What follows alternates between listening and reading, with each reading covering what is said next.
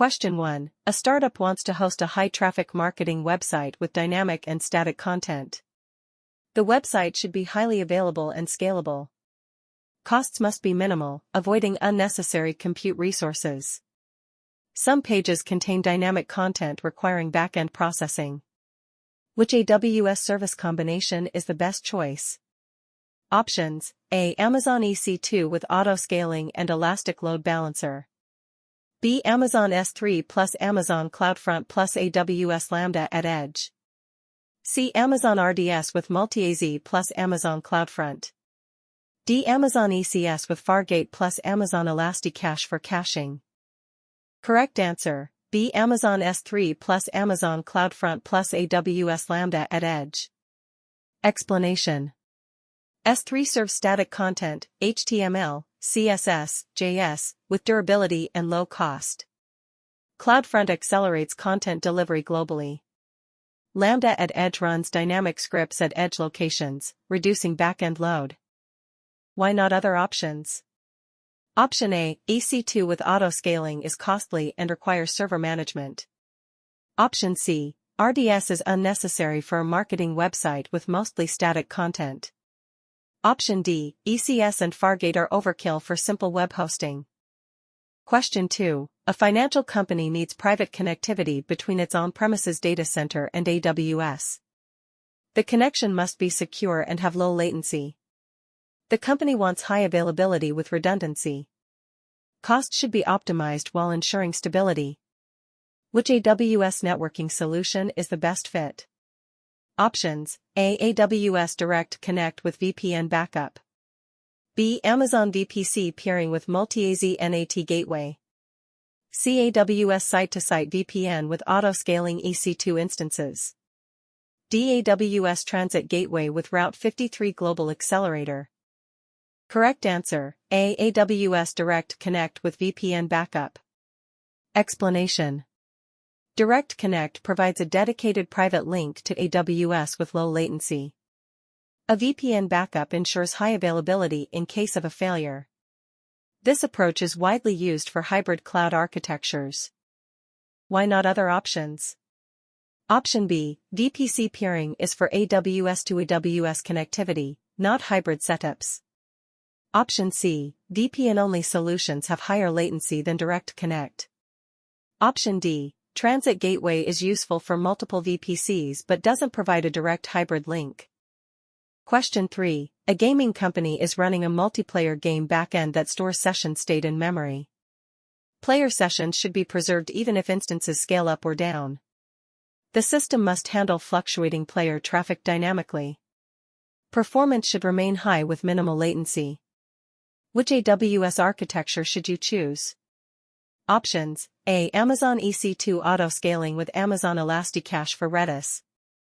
B. Amazon ECS with Fargate and AWS Lambda for state management. C. Amazon RDS with Multi-AZ failover and auto-scaling. D. Amazon DynamoDB with global tables for fast access. Correct answer: A. Amazon EC2 auto-scaling with Amazon ElastiCache for Redis. Explanation: EC2 auto-scaling ensures capacity matches demand. ElastiCache stores session data in memory, maintaining low latency performance. This setup allows seamless handling of dynamic gaming workloads. Why not other options? Option B. ECS with Fargate is stateless by design, not ideal for session storage. Option C. RDS cannot handle real-time state storage efficiently. Option D. DynamoDB is fast but doesn't provide in-memory session storage. Question 4. An e-commerce company is expanding globally and needs a highly available, scalable relational database. Customers from multiple regions should experience low-latency database access. Read-heavy workloads should be optimized for performance. Automatic failover and backups must be supported. Which AWS database solution is the best choice? Options: A. Amazon RDS with Multi-AZ and read replicas. B. Amazon DynamoDB with global tables. C. Amazon Aurora Global Database. D. Amazon ElastiCache with auto-scaling. Correct answer: C. Amazon Aurora Global Database. Explanation: Aurora Global Database replicates data across multiple AWS regions with low latency reads. It provides automatic failover and near-instant recovery. Read workloads can be distributed across different regions. Why not other options? Option A, RDS Multi-AZ is for high availability but does not support global scaling.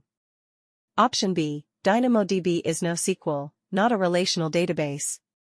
Option D, ElastiCache is for caching, not primary database storage. Question 5. A financial services company needs a disaster recovery (DR) plan for its critical application. The application runs in a primary AWS region. DR costs should be minimized, but the system must be recoverable in under 30 minutes. Only essential components should be pre-provisioned. Which DR strategy is the best choice? Options: A. Backup and restore using Amazon S3 and AWS Backup. B. Pilot Lite with Amazon EC2 and RDS Standby. C. Warm Standby with Elastic Load Balancer across regions. D. Multi-region active-active with Route 53 latency-based routing. Correct answer: B. Pilot Lite with Amazon EC2 and RDS Standby. Explanation: Pilot Lite keeps minimal infrastructure running in the DR region to reduce costs. Instances can be quickly scaled up when needed. It balances cost and recovery time under 30 minutes. Why not other options? Option A, Backup and restore is the cheapest but has longer recovery times. Option C, Warm Standby keeps more resources running, increasing costs. Option D, Multi-region active-active is the fastest but also the most expensive. Question 6. A company provides APIs for third-party developers and wants to ensure only authorized clients can access APIs.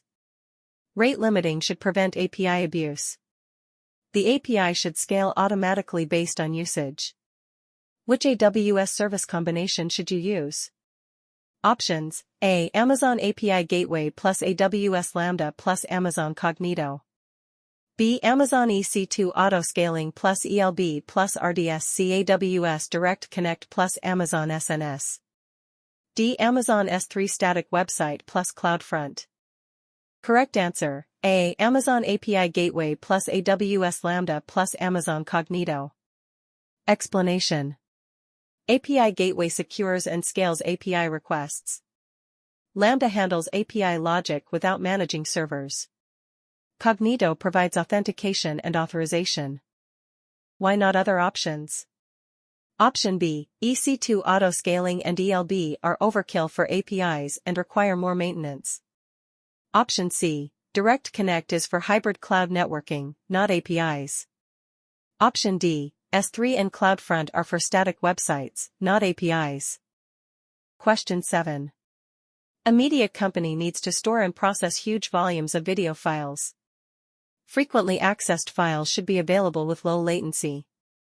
Archived files should be stored cost-effectively. On-premises teams need seamless access to AWS storage. Which AWS storage solution should you choose? Options: A. Amazon S3 plus Amazon S3 Glacier plus AWS Storage Gateway. B. Amazon EBS plus Amazon ElastiCache. C. Amazon RDS plus Amazon CloudFront. D. Amazon FSx plus Amazon DynamoDB. Correct answer: A. Amazon S3 plus Amazon S3 Glacier plus AWS Storage Gateway. Explanation: S3 provides scalable storage for frequently accessed files. Glacier stores archived files at low cost. Storage Gateway enables hybrid access from on-premises. Why not other options? Option B, EBS is for block storage, not scalable object storage. Option C, RDS is for databases, not media file storage. Option D, FSx is for file systems, not optimized for large media storage. Question 8. A company has multiple AWS accounts and wants to allow secure cross-account access to shared resources. Minimize the need for long-term credentials. Ensure access control is centralized. Which solution is the best choice? Options: A. AWS IAM roles with IAM policies. B. AWS organizations with SCPs, service control policies. C. AWS Direct Connect for cross-account networking.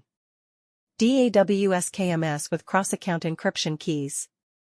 Correct answer, A. AWS IAM roles with IAM policies. Explanation. IAM roles allow temporary, secure cross-account access. IAM policies define fine-grained permissions for access control. No long-term credentials are required. Why not other options? Option B, SCPs control which services can be used but don't grant specific permissions. Option C, Direct Connect is for networking, not access management. Option D, KMS encrypts data but does not manage cross-account access. Question 9. A tech startup is deploying a high-traffic web application on AWS. The application should be highly available and scalable. Security best practices must be followed to prevent attacks like SQL injection and cross-site scripting. DDoS protection should be included. Which AWS architecture is the best choice? Options: A. Amazon CloudFront plus AWS WAF plus ALB plus EC2 autoscaling. B. Amazon API Gateway plus AWS Lambda plus AWS Shield Advanced. C. Amazon RDS Multi-AZ plus AWS Direct Connect. D. Amazon Elasticache plus AWS IAM policies. Correct answer, A. Amazon CloudFront plus AWS WAF plus ALB plus EC2 autoscaling. Explanation. CloudFront improves performance and protects against DDoS. AWS WAF prevents SQL injection and cross-site scripting. ALB distributes traffic, and auto-scaling ensures high availability. Why not other options? Option B, API Gateway plus Lambda is great for serverless but may not fit a traditional web application. Option C, RDS Multi-AZ ensures database availability but does not address security threats. Option D, Elasticache is for caching, not web security. Question 10. A financial company runs a large application on AWS with the following characteristics. The application runs on EC2 instances 24/7 with predictable workloads. It requires high availability and needs cost optimization. Which pricing model should you choose? Options: A. Spot instances. B. On-demand instances. C. Reserved instances, RI, with 3-year commitment. D. Savings plans. Correct answer, D. Savings plans. Explanation. Savings plans offer cost flexibility and up to 72% savings. They apply to EC2, Lambda, and Fargate, unlike reserved instances. They allow switching instance types without penalty. Why not other options? Option A, spot instances are not reliable for always-on applications. Option B, on-demand is expensive for long-term workloads. Option C, reserved instances are good but lack flexibility compared to savings plans.